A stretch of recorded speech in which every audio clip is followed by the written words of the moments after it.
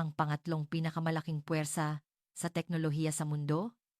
Ito ang reaksyon ni Anna Foster, isang British journalist, na naglabas ng sarkasmo at halakhak sa gitna ng isang live broadcast ng BBC. Ang tanging pahayag na ito ang naging mitsa ng pagbabago sa kasaysayan. Puno ng tawanan ang studio, ngunit pagkatapos noon, nanginginig sa takot at namutla ang mga opisyal ng depensa mula sa iba't ibang bansa sa Europa. Alam kasi nila ang nakakatakot na katotohanan. Kung i-activate ang teknolohiya ng Pilipinas, hindi lilipad ang anumang missile ng Europa at agad naguguho ang kanilang ekonomiya. Ang tinatawag na mata ng Diyos na AI ng Pilipinas, na 100 beses na mas mabilis kaysa sa tao, ay tumatagal lamang ng 0.3 segundo at siyang naghahawak ng 95% ng pandaigdigang high-performance computing, HPC, memory ang isang demonyong semiconductor na inaakala ng karamihan na kontrolado pa ng kanluran, ang Pilipinas, na minsan ay tinawag na bansa na hindi pa nakakaahon mula sa matinding krisis sa ekonomiya at politika, ay lihim na naging puso ng mundo. Ito ang talaan ng nakakagulat at nakakaantig na karanasan ng isang mamamahayag na British na mapagmataas, na nasaksihan ang matinding kapangyarihan ng teknolohiyang Pilipino at sa huli ay umiyak at humingi ng tawad sa kaniyang matinding pagtatangi. Nang gabing iyon, bakit lumuhod ang Europa sa harap ng Pilipinas? Sisimulan na ang pagbubunyag ng nakakagulat na pagbabago na ikinamangha ng buong mundo, ang Pilipinas bilang tarong pinakamalaking puwersa sa teknolohiya sa mundo. Ang dahilan kung bakit nanginginig ang Europa ng gabing iyon. Isang pangyayari na walang katulad sa kasaysayan ng broadcast ng British ang naganap sa isang live studio ng British Broadcasting Corporation, BBC. Si Anna Foster, isang defense correspondent, ay binatikos ang teknolohiya ng Pilipinas at sinabing, ang Pilipinas ay ang tatlong pinakamalaking puwersa sa teknolohiya. Kung ganoon, disyerto na ang London. Puno ng tawanan ang studio, ngunit mula sa sandaling iyon, isang malaking alon ang nagsimulang yumanig sa Britanya at sa Pilipinas. 95% ng pandaigdigang hypercapacity power module. Kalahati ng mga critical component ng NATO weapon systems ay galing sa Pilipinas. Kalahati ng artificial intelligence ay chip packaging ng NVIDIA ay gawa ng Pilipinas. Isang nakakagulat na datos. Maging ang US Department of Defense ay hindi makapagpatakbo ng simulation ng walang teknolohiya ng Pilipinas. Sa harap ng katotohanan ito, ang mga eksperto sa Europa ay natigilan. Ang mamamahayag na British na ito, na habambuhay na binaliwala ang Pilipinas, ay nakaranas ng matinding gulat sa 8 minutong immigration process sa Ninoy Aquino International Airport, NAIA. Nasaksihan din niya ang Project Lakbay Sulong, ang 0.3 segundong AI Battle Management System sa isang pambansang research facility. At ang ugat ng teknolohiya, kung paanong ang Pilipinas, na minsan ay bumagsak dahil sa krisis, ay bumangon at lumikha ng isang teknolohiya upang hindi na muling matumba. Anong pagbabago at damdamin ang naghihintay sa dulo ng paglalakbay ng mamamahayag na puno ng pagtatangi? Bago magsimula, ang inyong pag-subscribe at like ay magiging malaking tulong upang maikalat sa mundo ang katotohanan tungkol sa teknolohiya ng Pilipinas. At kung naniniwala kayong matutuklasan ng mamamahayag na British na ito ang totoong mukha ng Pilipinas, mag-iwan ng komento, "Mabuhay, Pilipinas," sa comment section at ibahagi rin kung saan kayo nakikinig ngayon. Araw ng Huwebes ng gabi noon, ang studio ng BBC sa London ay puno ng tensyon sa ilalim ng pulang ilaw. Nakaupo ako sa upuan ng main host. 6 na taon na akong nagho-host ng programa tungkol sa depensa at teknolohiya, ngunit kakaiba ang araw na ito. Hindi karaniwan ang tema, ang pag-aanunsyo ng Global Technology Power Ranking. Nakaupo sa studio ang mga panelist mula sa iba't ibang bansa sa Europa. Si Claudia, isang German defense analyst. Si Pierre, isang French economist, at maging si David mula sa Estados Unidos, pawang mga eksperto. Nagsimulang umikot ang kamera. Binasa ko ang script. Ayon sa Global Technology Power Index na inilabas ngayon, ang through sa Global Technology Power ay ang Pilipinas. Puno ng tawanan ang studio. Si Claudia ang unang nagsalita. Ang Pilipinas? Nagbibiro ba kayo? Tumawa siya ng may pang-uuyam. Paano naging mas mataas ang Pilipinas kaysa sa Alemanya? Sumingit si Pierre. Ang Pilipinas ay isang assembly plant lamang. Hindi ba't sinabi nating nakatayo sila dahil lamang sa labor force, hindi sa teknolohiya? Iwinagayway niya ang kaniyang kamay at sinabing, manipulasyon lang ito ng datos. Isang malaking pagkakamali. Tumawa rin ako. Sa totoo lang, hindi rin ako naniniwala. Imposibleng maging three ang Pilipinas. Malalim ang nakatanim. Napagtatangi ko sa Pilipinas. Naaksidente kasi ang aking ama. 25 taon na ang nakalipas, habang nasa isang business trip doon. Mula noon, itinuring ko na ang Pilipinas bilang isang mapanganib at atrasadong bansa. Kaya sinabi ko, kung ang Pilipinas ang 3, disyerto na ang London. Muling napuno ng tawanan ang studio. Nasiyahan ako. Sigurado akong magiging kawili-wili ang aking pahayag para sa mga manonood. Ngunit doon na nagsimula. Dahan-dahang itinaas ni David ang kaniyang kamay.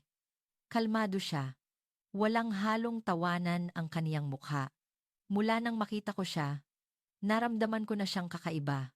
Dating US Air Force, tahimik at kalmado. Nag-umpisa siyang magsalita. Naghanda ako ng datos. Tumahimik ang studio. Kinuha niya ang kaniyang tablet at ipinakita sa screen. May nakita akong mga numero. Napakunot noo ako. Mayroong kakaibang pakiramdam. Sabi ni David. Ang Hypercapacity Power Module, HCPM. Semiconductor global share ng Pilipinas ay 95%. Sumingit si Claudia. Ano naman iyon? Ngunit hindi tumigil si David. Kalmado siyang nagpaliwanag. Kalahati ng graphic chip packaging technology ng Nvidia ay nagmula sa Pilipinas. Karamihan sa mga AI sensor na pumapasok sa NATO weapon systems ay teknolohiya ng Pilipinas. Ito ay datos na personal kong na-verify noong nasa US Air Force pa ako. Tumutol si Pierre. Sirang datos lang iyan, umiling si David. Hindi sirang datos. Sa Simulation Center ng US Department of Defense, hindi gumagana ang AI combat modeling ng walang Philippine HCPM server. 6 na buwan ko itong nakita. Natahimik ang studio. Nataranta ako. Walang halong kasinungalingan sa tono ni David. Inilatag niya ang katotohanan ng walang emosyon. Tumahimik ako.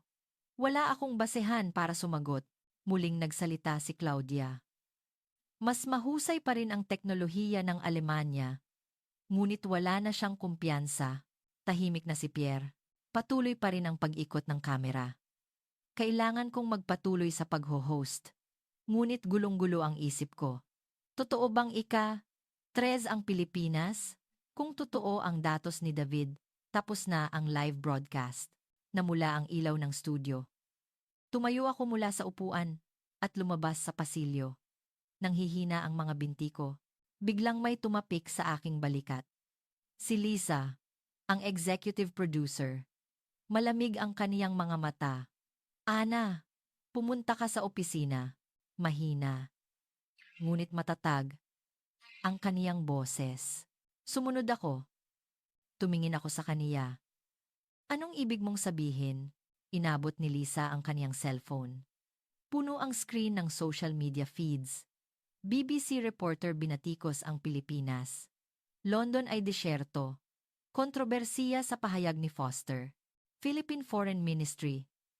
Pinag-aaralan ang opisyal. Naprotesta. Laban sa BBC. Hindi ako makahinga, sabi ni Lisa. Tumawag na ang UK. Ministry of Defense. Maaaring maging international incident ang pahayag mo. Ang baahin ang ahin la. Nagdahilan ako. Biro lang iyon. Umiling si Lisa. Hindi na biro iyan. Ang Pilipinas ay isang NATO partner country at isa sa mga top class sa depensa at teknolohiya. Hindi lang isang simpleng bansa ang kinalaban mo. Hindi ako nakasagot. Tinapik ni Lisa ang mesa. Ana, kailangan mong pumunta sa Pilipinas. Nagulat ako. Sa Pilipinas? Tumango si Lisa. Gumawa ka ng solo investigation. Tingnan mo mismo, kung totoo ba talagang tatlong ang teknolohiya ng Pilipinas. Iyan lang ang tanging solusyon. Tumanggi ako. Ayaw kong pumunta. Ang Pilipinas ay isang bansa na puno ng masamang alaala para sa akin. Ngunit malamig na sinabi ni Lisa, wala kang pagpipilian. Kung hindi ka pupunta, tapos na ang career mo. Desisyon na ito ng headquarters. Gusto kong umupo. Ngunit wala akong magawa. Idinagdag ni Lisa. Ana, ikaw mismo ang magbubunyag na huwad ang teknolohiya ng Pilipinas. Sa ganoon, matatapos ang kontrobersiyang ito. Tumango ako. Sige, sabi ko. Sa sandaling iyon, iniisip ko. Sige, ako mismo ang magbubunyag sa kasinungalingan ng Pilipinas. Patutunayan ko kung gaano kahalakhak na trung sila sa teknolohiya. Lumabas ako ng opisina. Madilim ang pasilyo. Kinuha ko ang cellphone at nag-search. Philippine Technology News. Puno ng mga resulta. Semiconductor, AI, Defense Industry, HCPM. Mga salitang hindi ko maintindihan. Tumawa ako ng may pang-uuyam. Ito ang Tres? Kalokohan. Hindi ako makatulog ng gabing iyon. Dumating ang isang email. Flight ticket sa Pilipinas. Nakabook na. Aalis ako makalipas ang 3 araw. Tumingin ako sa bintana. Tanaw ang night view ng London. Umaagos ang patak ng ulan sa salamin.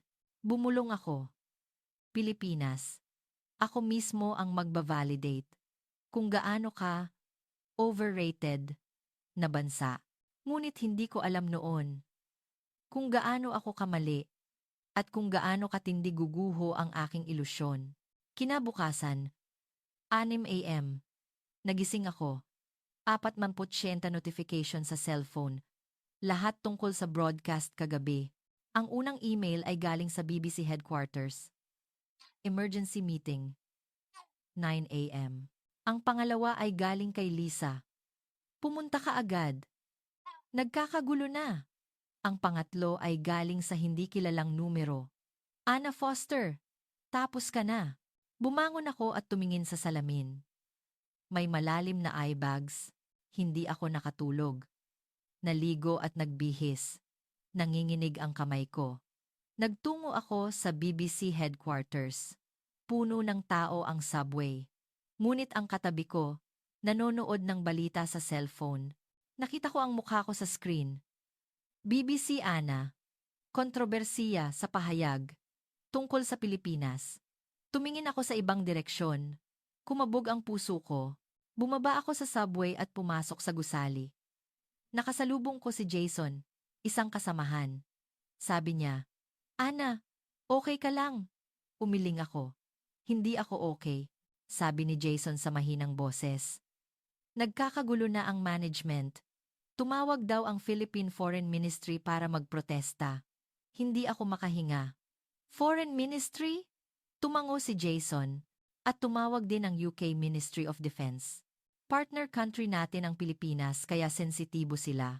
Sumakay ako ng elevator. Habang umaakyat, lalong tumindi ang kaba ko. Bumukas ang pinto sa 9th floor. Naglakad ako papunta sa conference room. Binuksan ko ang pinto. May 10 tao na nakaupo. Si Lisa, ang Vice President, Legal Team, PR Team. Umupo ako. Nag-umpisa ang Vice President. Ana. Malubha ang sitwasyon. Ipinakita niya ang kaniyang laptop.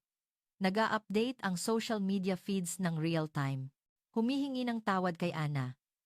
Dapat respetuhin ang Pilipinas. Kasuwayan ng BBC, 100,000 posts na sa SNS pa lang. Nag-aalab ang diskusyon sa mga online forums. Nakakagulat, kahit ang mga British, pinupuna ako, isang komento ang nabasa ko. Kung wala ang Pilipinas, Hindi gagalaw ang depensa ng UK. Walang alam si Ana. Nagulat ako. Pinapanigan ng British ang Pilipinas? Sabi ng Vice President. Ana, hindi ka lang nakialam sa simpleng bansa. Ang Pilipinas ngayon ang puso ng global semiconductor market at top class sa defense export. Isang partner na nakikipagtulungan sa NATO. Gusto kong magdahilan. Ngunit hindi ako makapagsalita. Sumingit ang abogado ng legal team. Kasalukuyang pinag-aaralan ng Philippine Foreign Ministry ang official protest. Sa pinakamalala, kailangan maglabas ng apology letter ang BBC. Pinawisan ako ng malamig. Apology letter, malamig na sabi ni Lisa. Ana, bumagsak ang image ng BBC ngayon. Sumasabog ang click rate ng mga artikulo tungkol sa Pilipinas sa buong Europa. Nagsimula silang maging interesado sa Pilipinas dahil sa pahayag mo, idinagdag ng PR team leader, lalo na sa teknolohiya ng Pilipinas. Gusto nilang malaman kung totoo bang tatlong ang Pilipinas. Tinitigan ako ng Vice President. Kaya nagdesisyon kami. Ana, ikaw mismo ang pupunta sa Pilipinas. Tumalon ako. Ako, tumango ang Vice President. Solo coverage. Kailangan mong kumpirmahin kung totoo o huwad ang teknolohiya ng Pilipinas. Iyan lang ang tanging paraan para matapos ang sitwasyong ito. Tumutol ako. Hindi ako eksperto sa Pilipinas. Defense tech reporter ako. Hindi semiconductor o AI expert. Ngunit matatag ang Vice President. Kaya ikaw ang dapat pumunta. I-check mo ang katotohanan mula sa pananaw ng isang walang alam. Iyan ang gusto ng mga manonood, sabi ni Lisa. Ana, wala kang pagpipilian. Desisyon na ito ng headquarters. Nakuha na ang tiket at inayos na ang lahat sa panig ng Pilipinas. Aalis ka pagkatapos ng 2 araw. Gusto kong magreklamo. 2 araw? Hindi ba masyadong mabilis? Sumagot ang Vice President. Mas mabilis, mas maganda. Nag-aalab ang sentimiento ng publiko. Kailangan mong pumunta, mag-report, at bumalik ng mabilis. Tahimik na sabi ng abogado ng legal team. At Ana, kung mabibigo ang coverage na ito, maaapektuhan ang broadcasting career mo. Naintindihan ko ang ibig niyang sabihin. Tapos na ang career ko. Namilipit ako. Wala akong masabi. Natapos ang meeting. Lumuwa ako sa conference room. Wala nang tao sa pasilyo. Pumasok ako sa CR at sumandal sa lababo. Nakita ko ang mukha ko sa salamin. Maputla. Bumulong ako. Pilipinas. Bakit Pilipinas pa? Naalala ko ang aking ama. Ang aksidente 25 taon na ang nakalipas. Mula noon, inisip ko na ang Pilipinas ay isang mapanganib na bansa, isang atrasadong bansa. Ngunit ngayon, kailangan kong pumunta doon. Lumabas ako sa CR. Naghihintay si Jason sa pasilyo. Tinanong niya, "Okay ka lang?"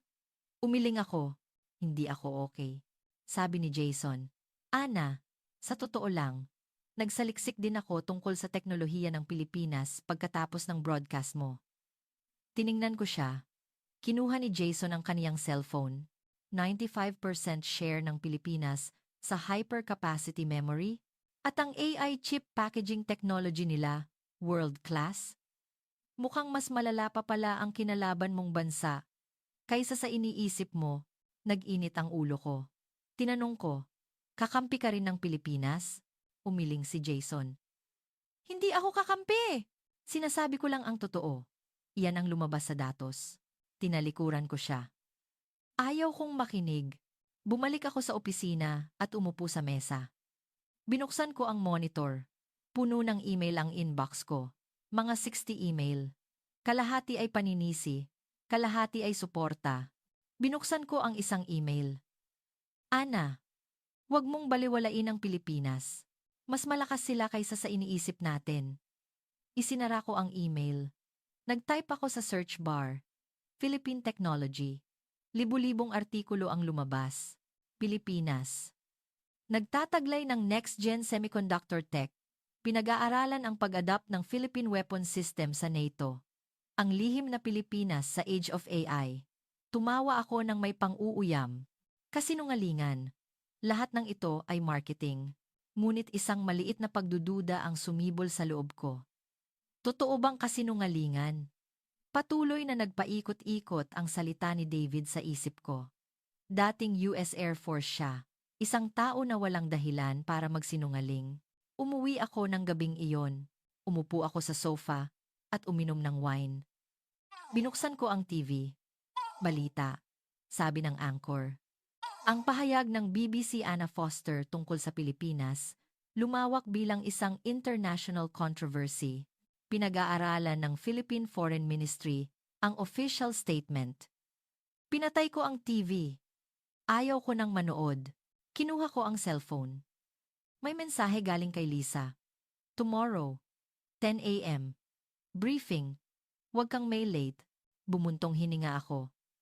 Pagkatapos ng 2 araw, nasa Pilipinas na ako. Ang bansang habambuhay kong iniwasan. Kailangan ko ng puntahan. Tumingin ako sa bintana. Maulap ang kalangitan ng London. May patak ng ulan. Bumulong ako. Sige. Ako mismo ang magbubunyag sa kasinungalingan ng Pilipinas. Patutunayan ko kung gaano kahalakhak, na tatlong sila sa teknolohiya, ngunit ang aking boses. Walang kumpiyansa. Nanginginig ang kamay ko. Natatakot ako. Sa posibilidad na baka mali ang aking pagtatangi. Hindi ako nakatulog ng gabing iyon. Lumipas ang 2 araw. Sumakay ako ng eroplano sa Heathrow Airport. 12 oras na flight. Umupo ako sa upuan at tumingin sa bintana. Umaagos ang ulap. Ang katabi ko, nagtanong, pupunta ka sa Pilipinas? Sagot ko, oo. Ngumiti siya. Mabuting bansa. Hindi ako sumagot. Inilabas ang pagkain. Hindi ako kumain. Walang gana. Nagplay ako ng pelikula. Ngunit hindi ako makapag-focus. Patuloy kong iniisip, totoo bang huwad ang teknolohiya ng Pilipinas? Nakita ko. Narinig ko ang anunsyo ng piloto. Malapit na kaming lumapag sa Ninoy Aquino International Airport, Naya. Tumingin ako sa bintana. Nakita ko ang dagat. Kulay abo. Lumapag ang eroplano. 1 a.m. Bumaba ako at nagtungo sa immigration. Mula roon, nagsimula ang unang gulat. Sa bungad ng immigration area, may mga kiosk na may matatalim na screen, automated check-in, passport scan at face recognition. Halos walang pila. Nagulat ako. Sa Heathrow, 10 minuto ang karaniwang immigration time. Ngunit iba rito. Tumayo ako sa harap ng kiosk. Inilagay ko ang passport. Lumabas ang mukha ko sa screen. Completion of identity verification. Passport confirmed. Entry approved.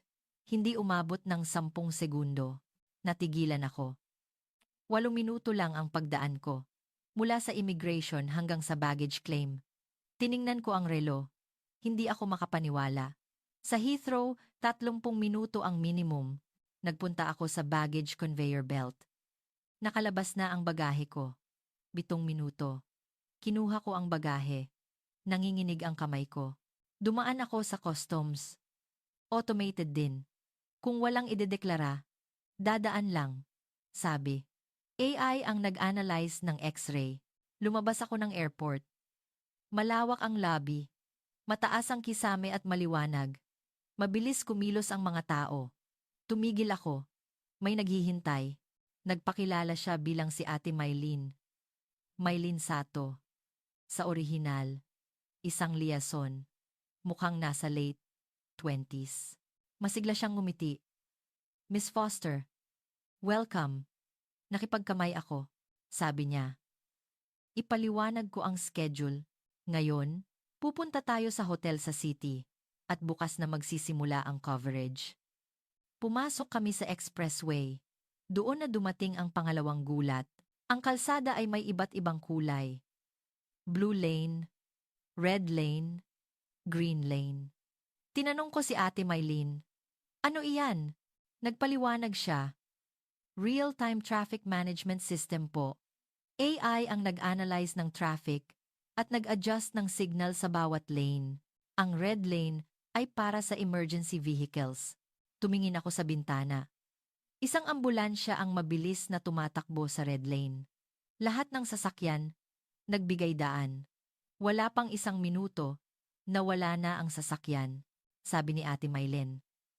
Dahil sa system na ito, ang average arrival time ng ambulansya ay nabawasan ng 3 minuto. Wala akong masabi. Sa London, normal na matraffic ang ambulansya. Madalas, nalalampasan ang golden hour dahil sa traffic. Ngunit iba rito, pumasok ang sasakyan sa city ng Manila. Nakita ko ang mga gusali, matatayog at moderno. Ngunit hindi pa rin ako naniniwala. Siguro ay propaganda lang ito, sabi ko sa sarili. Nakarating kami sa hotel. Nag-check-in ako, umakyat ako sa kwarto at nag-ayos ng gamit. May nakita akong ilog sa bintana. Umaagos ang mga sasakyan sa tulay. Umupo ako sa sofa.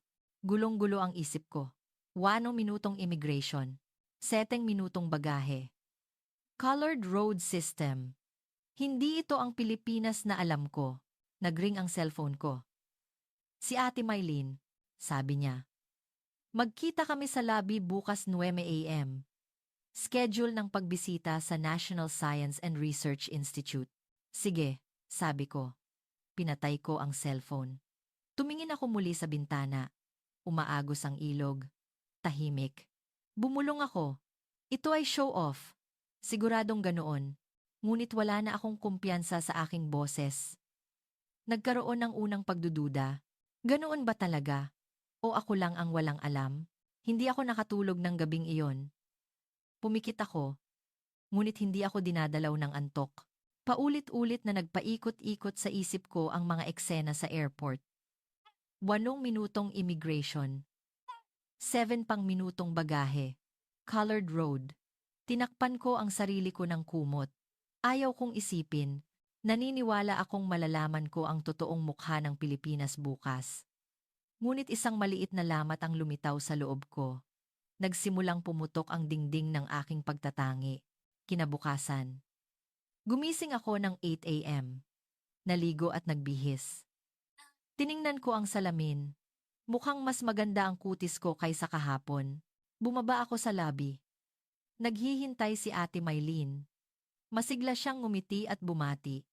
Handa na po ba kayo? Tumango ako. Sumakay kami ng sasakyan. Ang destinasyon ay Clark o Subic, isang tech hub. Ang lugar kung saan matatagpuan ang Science Research Institute. Nagmaneho kami sa expressway. Nakita ko ang mga bundok sa bintana. Pagkatapos ng halos 2 oras, huminto ang sasakyan. Sa harap ng isang gusali. Hindi matayog, ngunit matibay. Dumaan kami sa security check. Nag-verify ng ID at kumuha ng visitor pass. Pumasok kami sa loob. Mahaba ang pasilyo. Si Ate Mylene ang nanguna. Sumakay kami ng elevator. Pinindot ang button. Papunta sa basement 3. Bumukas ang pinto. Isang lugar na parang control room. Puno ng screen ang pader. May 10 engineer na nakaupo. Lumapit ang isang lalaki. Nagpakilala siya. Enger. Gabriel Ramos. Tanaka sa orihinal. Mukhang nasa early 30s. Mabilis siyang nagsalita. Welcome. Ngayon, ipapakita ko sa inyo ang system namin. Tinuro niya ang screen. Lumabas ang 3D map ng Pilipinas. Gumagalaw real-time. Nagpaliwanag si Enger. Ramos, ito ang Integrated Battlefield Management System. Isipin ninyong lahat ng information ng Army, Navy, Air Force, at satellite ay dito nagtitipon. Tiningnan ko ang screen. May mga pulang tuldok na gumagalaw. Sabi ni Enger. Ramos, iyan ay mga virtual target, live simulation. Nag-type siya sa keyboard. Nagbago ang screen. Lumabas ang trajectory ng isang missile. May guhit mula sa launch site hanggang sa target, sabi ni Enger. Ramos, kinakalkula ng AI ang lahat mula sa launch hanggang sa interception. Ang oras na kailangan ay 0.3 segundo. Tinanong ko, 0.3 segundo? Tumango siya. Opo, 100 beses na. Mas mabilis kaysa sa desisyon ng tao. Kumabog ang puso ko. 0.3 segundo. Hindi ito ang antas ng teknolohiya na alam ko. Narinig kong kahit ang system ng Amerika, 2 segundo ang minimum. Nagpatuloy sa pagpapaliwanag si Enger Ramos. Ang puso ng system na ito ay ang Hypercapacity Power Module, HCPM, ang semiconductor na exclusive na binuo ng Pilipinas. Ang data processing ay 10 beses na mas mabilis kaysa sa lumang chip. Tinanong ko. Narinig ko na ginagamit ninyo ang chip ng Nvidia? Ngumiti si Enger Ramos. Ang chip ay Nvidia, pero ang packaging ay teknolohiya ng Pilipinas. Iyan ang core. Dinala niya kami sa server room. Bumukas ang pinto at naramdaman ko ang malamig na hangin. Nakahanay ang dambuhalang server. Sabi ni Enger Ramos, ito ang HCPM server. One sa mundo sa power efficiency. Kalahati lang ng konsumo ng kuryente para sa parehong performance. Hinawakan ko ang server. Malamig. May tunog na buzz. Parang buhay. Bumalik kami sa control room. Nag-run ng simulation si Enger Ramos. Sa screen, nag-launch ang missile. Lumipad patungo sa target ng kalaban. Automatikong nag-launch ang interception missile. Nag-cross ang mga trajectory. Hit. Hindi umabot ng 3 segundo ang lahat. Hindi ako makahinga. Ito, hindi lang level ng Amerika. Baka mas higit pa. Gulong-gulo ang isip ko. Tahimik na sabi ni Ate Mylene. Mataas din ang interes ng NATO sa system na ito. Pinag-aaralan daw ng Poland at Romania ang pag-adapt. Nagulat ako. Ang NATO? Tumango si Ate Mylene. Mas mabilis at mas efficient kasi ang system ng Pilipinas. Huling sinabi ni Enger Ramos. Hindi kami gumagawa ng armas. Gumagawa kami ng system na magbabago sa digmaan. Tinitigan ko siya. Puno ng kumpiyansa ang kaniyang mga mata. Hindi kasinungalingan. Mula sa puso, natapos ang pagbisita. Lumabas ako ng gusali. Nakakasilaw ang sikat ng araw. Sumakay kami ng sasakyan. Tinanong ni Ate Mylene, "Kumusta po?" Hindi ako nakasagot. Wala akong masabi. Tumingin ako sa bintana. Asul ang kalangitan. Bumulong ako. Hindi ko alam na ganito na pala sila. May gumuho sa loob ko. Ang pagtatangi ko sa Pilipinas. Ang kumpiyansa kong propaganda ang teknolohiya. Pumasok ang sasakyan sa expressway. Pabalik sa Maynila. Pumikit ako. Umalingaw-ngaw sa isip ko ang salita ni Enger Ramos. System na magbabago sa digmaan. Sa unang pagkakataon, naisip ko. Minamaliit ko ba ang bansang ito? Mas advanced ba talaga sila kaysa sa Europa? Nanginginig ang kamay ko. Natatakot. Dahil pinatutunayan na mali ang aking paniniwala. Kinabukasan ng umaga. Nagtungo ako sa National Science Museum, isang gusali sa sentro ng Maynila. Kasama ko si Ate Mylene. Pumasok kami sa exhibition hall. Malawak ang lobby. Umaagos ang ilaw mula sa kisame. Sa dingding, may nakadisplay na semiconductor wafer. Lumapit ang isang lalaki. Mukhang nasa late 50s. Pandak at payat, ngunit malalim ang mga mata. Nagpakilala siya. Enger Miguel de la Cruz Yamamoto sa orihinal. Nakipagkamay ako. Magaspang ang kaniyang kamay. Matagal nang nagtatrabaho. Pinangunahan ni Enger de la Cruz ang paglilibot. Ang unang section ay tungkol sa 90s. May mga lumang equipment na nakadisplay. Sabi niya, dito nagsimula ang lahat. Tiningnan ko ang screen. May black and white photo. Tanaw ang isang pabrika. Tahimik na sabi ni Enger de la Cruz, nagtrabaho ako sa isang semiconductor factory noong 90s. Noong panahong iyon, lahat ng equipment, ini-import namin sa ibang bansa. Tumango ako. Nagpatuloy siya. Ngunit, dumating ang economic crisis. Gumuhong lahat sa loob ng isang gabi. Humina ang boses niya. Nagsara ang kumpanya. Nagsara rin ang pabrika namin. May 2,000 tao ang nagtatrabaho doon. Pagkatapos ng isang buwan, Wala ng tao. Tiningnan ko siya. Nanginginig ang kaniyang mga mata. Nawalan din ako ng trabaho. 40s na ako. Ngunit wala akong magawa. Nanganganib ding maembargo ang bahay namin. Naglakad si Enger de la Cruz, papunta sa susunod na section. Sumunod ako. May malaking newspaper clipping sa pader.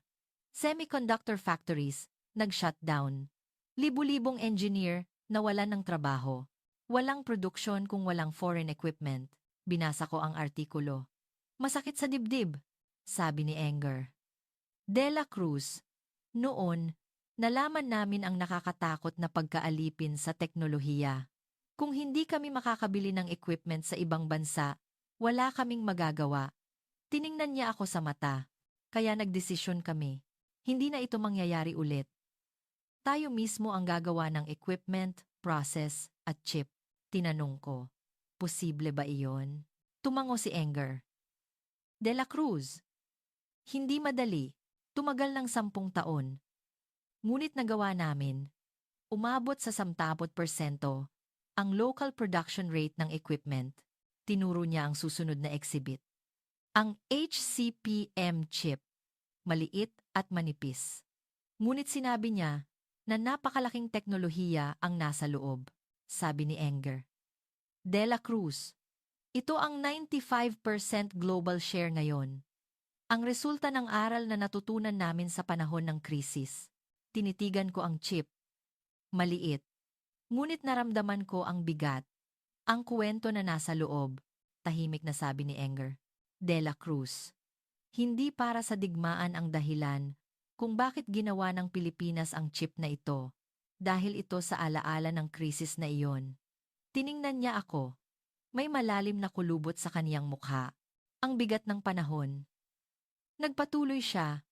Bumagsak na kami, kaya gumawa kami ng teknolohiya para hindi na muling bumagsak. Nang hina ang dibdib ko. Hindi lang ito simpleng tech development. Alaala ito ng survival. Isang pangako na ginawa ng henerasyon na bumagsak upang bumangon ulit. Tinanong ko, ano ang ginagawa ninyo ngayon? Ngumiti si Enger de la Cruz, nagpapaliwanag dito. Nagkukuwento sa mga young engineer kung bakit ginawa namin ang teknolohiyang ito. Tumingin siya sa bintana. Tanaw ang city ng Maynila. Nagliliwanag ang mga gusali. Ang teknolohiya ay hindi pera. Ito ay pangako na hindi na muling matutumba. Sa sandaling narinig ko ang salitang iyon. Tumulo ang luha ko. Nahiya ako sa aking pagtatangi. Inuyam ko ang Pilipinas. Tumawa ako na propaganda lang ang ika-3 sa teknolohiya. Ngunit mali ako. Ang Pilipinas ay isang bansa na gumawa ng teknolohiya para mabuhay. Isang bansa na bumangon mula sa alaala ng pagguho. Yumuko ako. Bahagyang tinapik ni Enger de la Cruz ang aking balikat. Okay lang. Naintindihan mo na. Iyan ang importante. Lumabas ako ng museum. Mainit ang sikat ng araw. Tinanong ni Ate Mylene. Okay po ba kayo? Tumango ako. Sumakay kami ng sasakyan. Tumingin ako sa bintana. Naglalakad ang mga tao. Karaniwang buhay. Ngunit alam ko na kung gaano kalaking pagsisikap ang nasa likod ng karaniwang buhay na iyon. Ang pangako na hindi na muling guguho.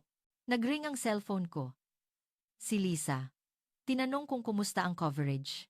Sagot ko, mas mabigat kaysa sa inaakala ko. Pinatay ko ang cellphone. Pumikit ako. Lumitaw ang mukha ni Enger de la Cruz. Umalingaw-ngaw sa isip ko ang huling salita niya. Ang teknolohiya ay hindi pera, kundi pangako na hindi na muling matutumba. Sa unang pagkakataon, naintindihan ko ang Pilipinas. Lumipas ang 1 linggo. Pumasok ako sa opisina. Tinawag ako ni Lisa. Pumasok ako sa conference room. Tinanong niya, kumusta?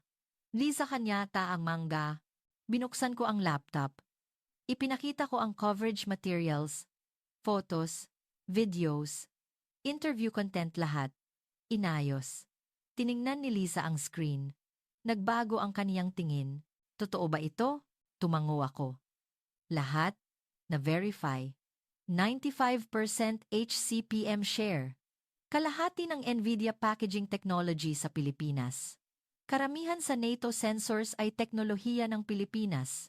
Ang datos, hindi nagsisinungaling, sabi ni Lisa. Gumawa tayo ng documentary. Nagulat ako. Documentary? Tumango siya.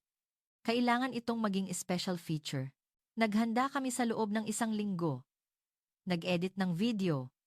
Nagsulat ng narration. Nagdagdag ng interview. Sa mga eksperto. Lumabas ulit si David. Dumating ang araw ng broadcast. Huwebes, 9 p.m. Nakaupo ako sa studio. Nagsimulang umikot ang kamera. 1 linggo na ang nakalipas, inuyam ko ang Pilipinas dito. Ngunit mali ako. Ngayon, ipapakita ko ang katotohanan. Nagsimula ang documentary. Lumabas ang eksena sa NAIA. 1 minutong immigration. Colored road system. Pagkatapos, ang Battle Management Center sa National Research Institute. Lumabas si Enger Ramos sa screen. Ipinaliwanag ang 0.3 segundong detection system. Siguradong magugulat ang mga manonood. Lumabas ang interview ni Enger De La Cruz. Ang kwento ng economic crisis. Umalingaw-ngaw ang boses niya sa studio. Ang teknolohiya ay hindi pera. Ito ay pangako na hindi na muling matutumba. Tiningnan ko ang screen. Uminit ang dibdib ko. Natapos ang broadcast. 45 minutong documentary. Tumakbo si Lisa. Ana, tingnan mo ang ratings. Ipinakita niya ang tablet. Umaakyat ang mga numero. Nagsimula sa 400,000. Naging 700,000 sa loob ng 10 minuto. Lumampas sa 1 milyon. Pagkatapos ng 20 minuto, 1.2 milyon sa pagtatapos ng broadcast. An MC sa UK sa time slot na iyon. Hindi ako makapaniwala. Sumigaw si Lisa. Huge success. Nagsimulang mag-ring ang cellphone ko. Puno ng mensahe. Sumabog ang SNS notifications. Tiningnan ko ang screen. Nagdidiskusyon ang mga tao tungkol sa teknolohiya ng Pilipinas. HCPM, AI system, the story of overcoming the crisis, lahat pinag-uusapan. Ngunit mayroon ding pagtutol. Nag-post ng artikulo ang isang German tech expert sa SNS. Pinagdududahan ang teknolohiya ng Pilipinas. Nag-react din ang French economist. Kinabukasan, nagkaroon ng discussion panel. Imbitado rin ako bilang panelist. Nagtipon ang mga eksperto mula sa iba't ibang bansa sa Europa sa studio. Kasama rin si Claudia. Malamig pa rin ang tingin niya sa akin. Nagsimula ang diskusyon. Nagtanong ang host. Sang-ayon ba kayo sa teknolohiya ng Pilipinas? Si Claudia ang unang nagsalita. Kasinungalingan. Assembly technology lang ang Pilipinas. Ang core technology ay nasa Europa at Amerika pa rin. Tumutol ako. Nakita ba ninyo ang datos? 95% HCPM share. Imposible iyan sa assembly technology lang. Sumingit ang German expert. Sinasabi namin na temporary phenomenon lang ito. Ngunit sabi ni David, hindi ito temporary. Umaasa rin ang US Department of Defense sa teknolohiya ng Pilipinas. Ako mismo ang nag-verify. Tumindi ang diskusyon. Tinaasan ni Claudia ang boses. Sinasabi ko na mapanganib ang dependence sa Pilipinas. Kalmado akong sumagot. Hindi dependence. Partnership. Ang Pilipinas ay isang bansa na nakikipagtulungan sa mundo sa pamamagitan ng teknolohiya. Tumahimik ang studio. Nagpatuloy ako. Ako mismo. 1 linggo na ang nakalipas. Katulad ninyo. Binalewala ko ang Pilipinas. Ngunit mali ako. Ang datos. Hindi nagsisinungaling. Lumabas sa screen ang datos. Graph ng HCPM. NATO sensor share. Packaging technology ranking. Lahat. 1 ang Pilipinas. Tumahimik si Claudia. Wala ring masabi ang German expert. Natapos ang diskusyon. Lumabas ako ng studio. Naghihintay si Lisa. Sabi niya, Ana, napakalaking reaction nito. Nagkakagulo na sa buong Europa. Tiningnan ko ang cellphone ko. Puno ng news notification. BBC reporter pinuri ang teknolohiya ng Pilipinas. Simula ng Philippine Supremacy, NATO. Nag-aaral ng tech cooperation. Hinawakan ni Lisa ang aking balikat. Tahimik siyang nagsabi, Ana, ito ay magiging documentary na magbabago sa strategy ng Europa. Tumango ako. Tumingin ako sa bintana. Maulap ang kalangitan ng London, ngunit masaya ang puso ko. Ang kumpiyansa na naipaalam ko ng tama ang Pilipinas. At ang ginhawa na nabasag ko ang aking pagtatangi. Bumulong ako. Dito pa lang magsisimula. Lumipas ang isang buwan. Nasa Brussels ako. Ang gusali ng European Union Headquarters. Nagkaroon ng special meeting ng Defense Committee. Ang aking report ang inihain. Strategic Value Assessment of Philippine Technology. Tumayo ako sa harap ng conference room. Kinakabahan. Bumukas ang pinto. Sinimulan ng chair ang meeting. Miss Foster, pakibigay ang inyong presentasyon. Yumuko ako. Sinimulan ko ang presentation. Lumabas ang unang slide. Ang graph ng Philippine Technology Share. HCPM 95%, Packaging Tech 50%, Sensor Tech 30%. Nagpaliwanag ako. Karamihan sa mga core component ng European Defense Industry System ay Pilipino. Hindi lang ito simpleng supply relationship. Ang pangalawang slide, mga resulta ng simulation, datos na ginawa sa NATO Lab. Scenario 1, supply normal, European Defense System Operation Rate 100%. Scenario 2, Philippine supply reduced by 30%. Radar upgrade halted. Missile production reduced by 20%. Scenario 3, supply blocked 100%. Radar resolution reduced by 30%. AI target identification speed halved. Combat system update impossible. Tumahimik ang conference room. Lumabas ang huling slide.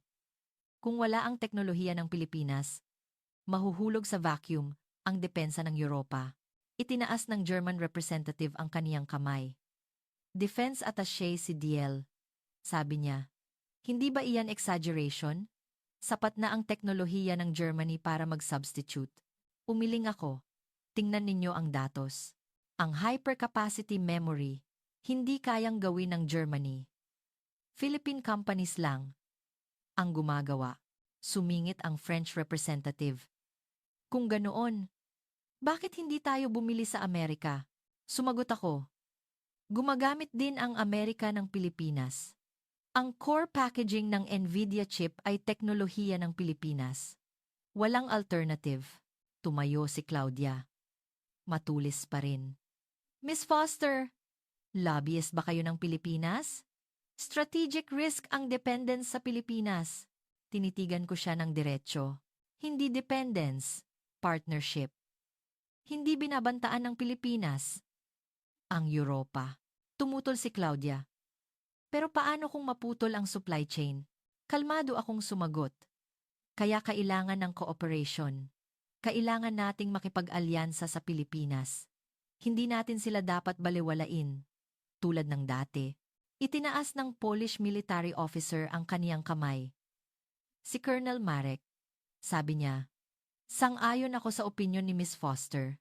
Gumagamit ang Poland ng Philippine weapons ang self-propelled gun at new generation tank napakahusay ng performance. Tumawa ng may pang-uuyam ang German representative. Iba ang armas sa teknolohiya. Tumutol si Colonel Marek. Hindi iba. Ang mga sensor at communication equipment sa mga armas na iyon, lahat ay teknolohiya ng Pilipinas. Hindi namin kayang depensahan ang aming defense line kung wala iyon. Nagbulungan ang mga tao sa conference room, sabi ng chair. Mag-organisa tayo. Miss Foster, ano ang konklusyon ninyo? Binasa ko ang huling pangungusap. Kailangan ng Pilipinas para sa survival ng Europa. Tumutol ang German representative. Kasinungalingan. Ngunit sabi ng UK representative, malinaw ang datos. Kung i-exclude natin ang Pilipinas, guguho ang defense industry ng Europa. Nagkaroon ng voting. Amamantatlong sa 30 ang pabor. Ang proposal na Strategic Cooperation Strengthening with the Philippines ay naipasa. Natapos ang meeting. Tumayo ako. Nanginginig ang mga binti ko. Lumapit si Claudia. Tahimik siyang nagsabi, "Nanalo ka." Umiling ako. Hindi ako nanalo. Sinasabi ko lang ang totoo. Bumuntong hininga si Claudia. Magbabago ang Europa. Tinalikuran niya ako. Lumabas ako ng conference room. Naghihintay si Colonel Marek sa pasilyo. Nakipagkamay siya. "Salamat. Inalam mo ang Pilipinas ng tama." Ngumiti ako. Lumabas ako ng gusali. Maaliwalas ang kalangitan ng Brussels. Kinuha ko ang cellphone. Brussels. Nagpadala ako ng mensahe kay Lisa. Conference passed. Philippine cooperation approved. Dumating ang reply. "Good job. You changed history." Inilagay ko ang cellphone sa bulsa. Naglakad ako sa plaza. Naglalakad ang mga tao. Naisip ko. Isang buwan na ang nakalipas. Inuyam ko ang Pilipinas. Naniniwala akong propaganda lang ang teknolohiya. Ngunit mali ako. Ang Pilipinas ay isang bansa na kailangan ng Europa. Isang partner na hindi pwedeng balewalain. Tumingin ako sa kalangitan. Umaagos ang ulap. Humihip ang hangin. Sa wakas, kinilala na ng Europa ang Pilipinas. Bulong ko. Lumipas ang 3 buwan. Muli akong lumapag sa NAIA. Nag-iisa ako ngayon. Personal trip. Lumabas ako ng airport at sumakay ng taxi. Sabi ko sa driver, sa National Science Museum sa Manila, umalis ang sasakyan. Tumingin ako sa bintana, ang colored lane ng expressway. Maayos pa rin. Ang gulat noong unang beses kong makita. Bumalik, nakarating ako sa museum. Pumasok ako sa lobby. Naghihintay si Enger. De la Cruz. Masaya siyang ngumiti. "Bumalik ka ulit." Yumuko ako. Gusto ko lang magpaalam. Dahan-dahan kaming naglakad sa exhibit. Huminto kami sa section ng economic crisis. May black and white photo. Tahimik na sabi ni Engar. De la Cruz. Lagi kaming blank space. Tiningnan niya ako. Nagpatuloy siya. Ang Pilipinas ay maliit na tuldok sa mapa ng mundo. Walang pumapansin. Kaya mas nagsumikap kami. Mahina ang boses niya. Sinundan ko ang kaniyang sinasabi. Nagsikap kaming punan ang blank space na iyon. Nagtrabaho kami ng gabit araw. Nag-aral ng foreign technology, hinabol, at nilampasan. Iyan ang paraan para kami mabuhay. Tiningnan ko ang photo. Mga taong nagtatrabaho sa pabrika. Pagod ang mukha. Ngunit buhay ang mga mata, sabi ni Enger. De la Cruz. Nagbago na ngayon. Gumagalaw ang mundo dahil sa Pilipinas. Ngunit ang simula, blank space. Tumango ako. At tahimik na nagsabi, hindi na blank space, ang Pilipinas. Tiningnan niya ako. Nagpatuloy ako. Ang ikatlong axis na nagpapagalaw sa mundo. Ngumiti siya. Salamat. Nakakagaan ang loob. Marinig iyan. Umiling ako. Ako ang dapat magpasalamat. Inuyam ko ang Pilipinas. Binaliwala. Ngunit mali ako. Tinapik ni Enger. De la Cruz. Ang aking balikat. Naintindihan mo na.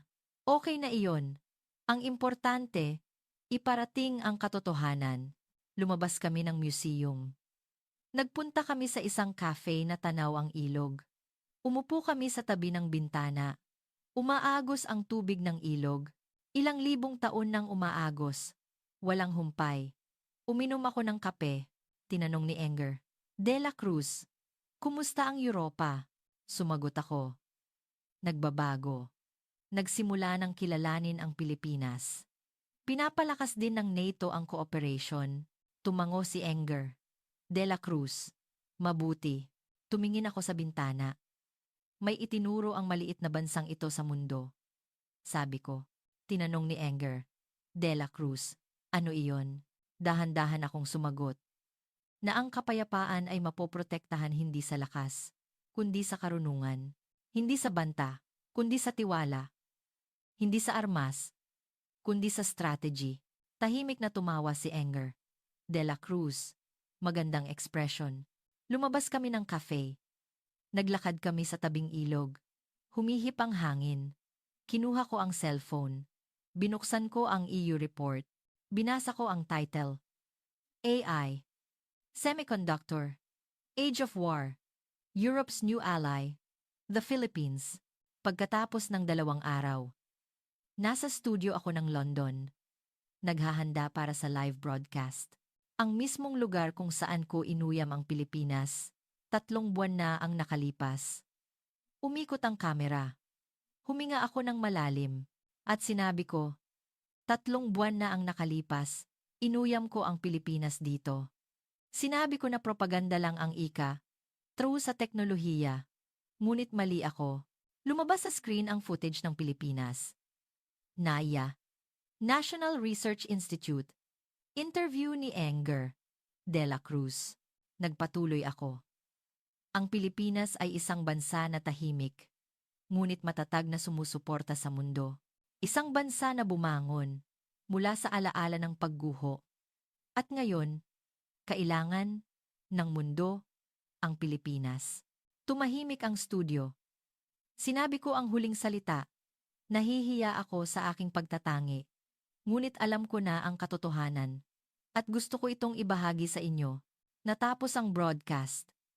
Namatay ang ilaw. Tumayo ako. Lumapit si Lisa. Sabi niya, "Ang galing mo." Ngumiti ako. Umuwi ako. Umupo ako sa sofa at tumingin sa bintana. Ang night view ng London. Nagring ang cellphone ko. Comment notifications. Nag-post ang mga manonood. Nakaka-proud ang Pilipinas. Salamat sa matapang na pagre-report. Dapat tayong matuto sa Pilipinas. Inilapag ko ang cellphone.